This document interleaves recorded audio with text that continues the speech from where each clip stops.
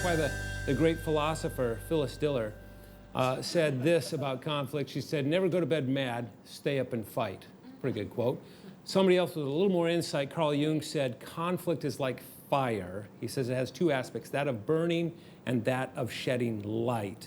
And what we want to help you do right out of the gate as you begin your journey of lifelong love is to learn how to shed light on your relationship even in the midst of conflict, to use it to your advantage. As we often say, conflict is the price we pay for a deeper level of intimacy. Let me say that again. Conflict, if you know how to fight a good fight, conflict becomes the price we pay for a deeper level of intimacy. But it all has to do with knowing how to do it. Right, and what's so crucial about navigating conflict together is really understanding at a pretty deep level what to avoid when you're in the midst of conflict, because it really will destroy the bond you have. In fact, we know from research, it's pretty phenomenal, that how you fight is one of the most important things and what holds you together. Predictors of success in marriage. This is, like I said, a valuable skill set. Yeah. If you were to walk out of our offices in Seattle, you wouldn't be too far from a canal that joins Puget Sound with Lake Washington. If you were to cross that canal, take a right, maybe a mile or so, you'd run into the University of Washington.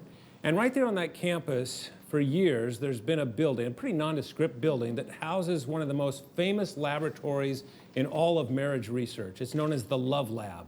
Been there for about 30 years. A fellow by the name of Dr. John Gottman has run studies out of there. He's retired now, but boy, have his studies made an impact.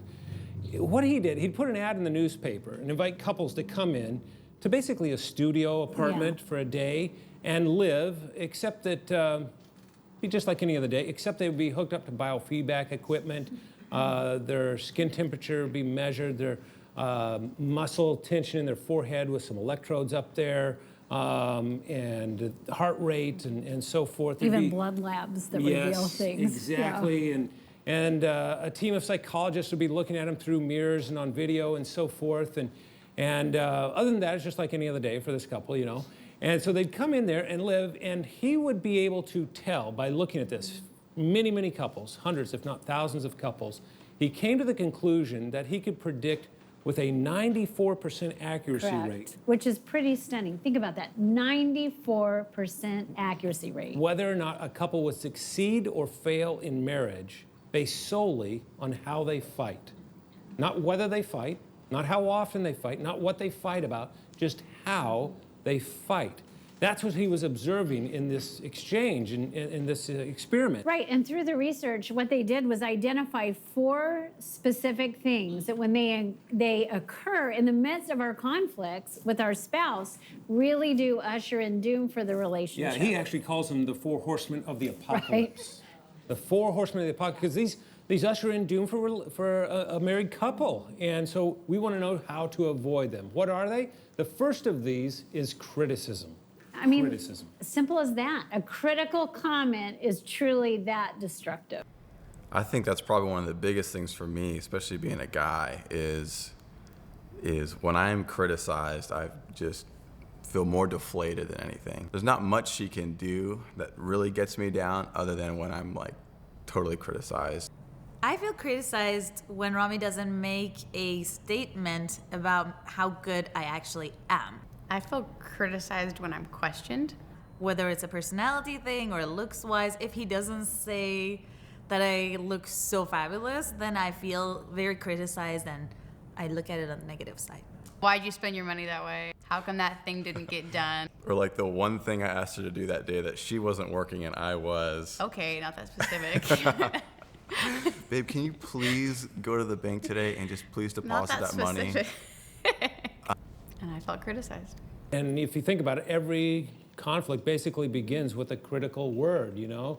You always make us late, or you never pick up your clothes, or you do this, or you do that. It's some kind of accusation. That's what sparks a conflict. A criticism. Here's one thing I love, though, just a little caveat that makes marriage so much more safe for me. He said it's okay to complain. Like, complaining is not a bad thing in marriage. You can be totally authentic, You can complain and whine, and that's actually good because it connects you. Just don't cross the line and criticize. And criticism begins with you. You always, you never. Whereas complaining begins with I. I feel so frustrated when we're late to something that really matters to me. So it sounds like just a little bit of semantics, but it's not. It's not a game. There's a true difference in the spirit that receives it. Defensiveness is the second thing you want to avoid.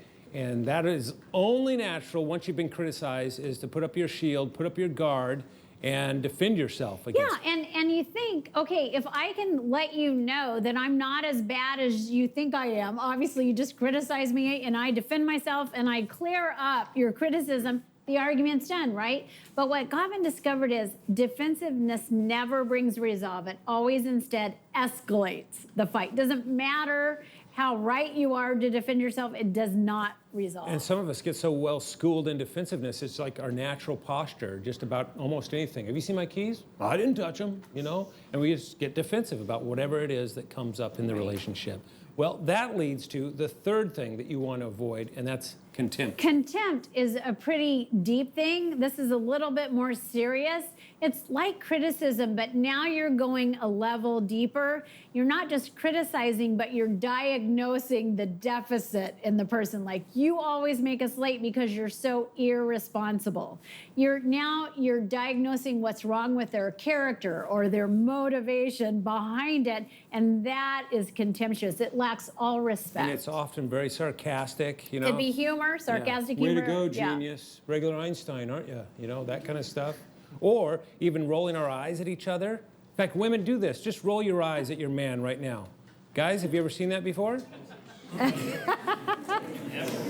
Now, the reason I had you do that in that direction is because we know from research that women will tend to do that more than men do, roll your eyes at your partner. And when you do, it looks like maybe a feather fell on his head. He didn't even notice it. I mean, it was just like nothing happened, didn't impact him at all. But when I've seen it in the Love Lab myself with Dr. Gottman, when he's hooked up to biofeedback equipment, you can tell, man, his blood pressure kicks in and that galvanic skin response, his muscles tense, he kicks into that fight or flight response. Even though on the outside it kind of just like looks like nothing happened at all. I mean, we're savvy, right? We know when we're on the receiving end of contempt. Yeah, we so get sometimes it. Even without saying a word, just roll into the eyes. That's contemptuous.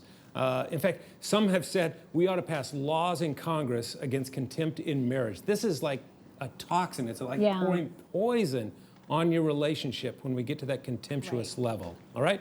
That leads to number 4, which is stonewalling. And stonewalling is a great word because it creates a word picture, right? It's like you've hardened your heart, you've shut down emotionally. It's like you've become a stone wall.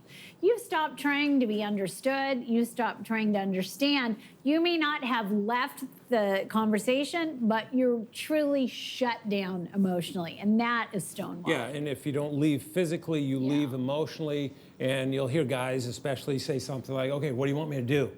I'll do it, right? What do you want me to say? I'll say it. And guys, you know the feeling. It happens in your trapezius muscles up here, and you get this stiff neck, and you almost become like a stone wall. It's like, what do you want me to do? I'll do it, right? And that kind of pulling away from the relationship sends a powerful and poisonous message to your spouse. Right. Yeah. Okay, so those are the 4 things we want to avoid. And if you're sitting there going, uh-oh, we already have some of these, well, welcome to the club. We all have these to some degree or another. From time to time. On occasion. What he's looking at are the couples that don't know how to short-circuit this system. So a critical comment is made, well, here we go, set aside the next half hour because we don't have, it's like a freight train coming through our marriage. We don't know how to stop it. Those are the couples that he's really concerned about. I am more of a stone wall, and my face just kind of goes blank, and I'm not saying much. Which really stresses me out more. He usually has to be the one that is right. And I like to just stay quiet if I feel like I'm kind of pinned against a wall kind of a thing. I don't want to escalate the situation by saying something wrong or doing something wrong, so I just kind of shut down. Gets very defensive, I guess, and I'm very defensive as well. Like, he has a tendency to shut down if he feels that he's going to say something that might offend me. It never goes anywhere. No, I do need to know how you feel. If I don't know, I feel very insecure. We have to eventually kind of walk away and take a breather, and then once we're both calm, come back and Hug it out. talk it through, hug it out. We almost laugh about it a little bit now, and it's cool because it's getting easier and better. We figured it out. We all do things just Right. intuitively to manage Yeah. conflict. We want to give you a few new things to put in your toolbox that will help you. The first one is super easy and practical. It's something that we call the conflict card. And you're going to love this, at least many of you will. It doesn't work for everybody, but because it kind of sounds trite at the again, beginning. simple tool that can really have a profound impact right at the moment you need it most. Yeah, we literally have these little cards that we carry around in our wallets, little plastic card that has this scale to rate the depth of your disagreement. And we can be fighting about how long the in-laws are staying for Christmas or what color to paint the kitchen or something like that. Whatever. And we used this not very long ago, but this is something that is so practical to rate how intense Right. it is for my side of the line, how I'm feeling about it, right? Exactly. It brings objectivity in the midst of a heated argument. So the scale goes from 1 to 10. Yeah, so number 1 says, I'm not enthusiastic, but it's no big deal to me. Clear down to number 10, which is over my dead body, exclamation point, right? So somewhere along that gradation, you're going to find one that you identify. Here's what's brilliant about this, because, you know, no matter what, usually someone in the relationship is more expressive than the other person. So it's sometimes hard to tell who genuinely feels more strongly about the issue. And so if you stop in the middle of an argument, like we recently had one about schedules. Right. And I was really pushing you hard on something and you were not giving. So I said, okay, stop right now, 1 to 10. Where are you at on this? How strongly do you feel? And you said it was between a 7 and an 8. And I was totally stunned because for me it was like a 3 or a 4, but I was just going for it, you know? So then I'm like, absolutely going to go the way you want it to because you care deeply about it. I'm going to save my win for something that's genuinely a higher number for me, right? So it brings resolve because it makes it clear and objective what's going on right now. And it just gets you out of that emotional thing and back into your rational brain about, okay, what's going on here between us? Yeah, and if you want to get a copy of the conflict card, you know, you obviously found it in the book, it outlines it there, but if you want an actual copy, you can go to lessonleslie.com, download it there for free. So, but that's one thing, the conflict card. Makes sense? Number 2 is something we call the XYZ formula. Yeah, this is a great tool because what it protects you from is criticism. And criticism, remember, is one of those major things you want to avoid because it sparks those negative fights. Yeah, so this is a way to turn a criticism into a complaint so it's more easily heard and accepted. This is just a way to phrase it so that they hear it. I'll give you an example. When we're driving down the road and you turn the radio station without talking to me first, I feel like I don't even matter to you. Situation X, when you do Y, I feel Z. That's very different than saying, who made you king of the radio, right? That's contemptuous. And so this little formula, you can remember in the heat of the battle, right? Yeah, like when your emotions are pretty raw, but you don't want to get that conversation headed the wrong way. If you just think, okay, XYZ, how can I say this right so that I won't derail us right now? It really is protective. So anyway, this is just a simple tool that really moves you in the heat of the moment from being tempted to launch into a criticism and gets you in that place where it's a softer onset with the complaint. Yeah, so I really hope you're using the SYMBIS assessment because when it comes to managing conflict, this page is a real eye-opener. In fact, one of the things it does is show you what you tend to fight about most, your hot topics. It'll give you the top 5 for each of you, so you're going to enjoy that.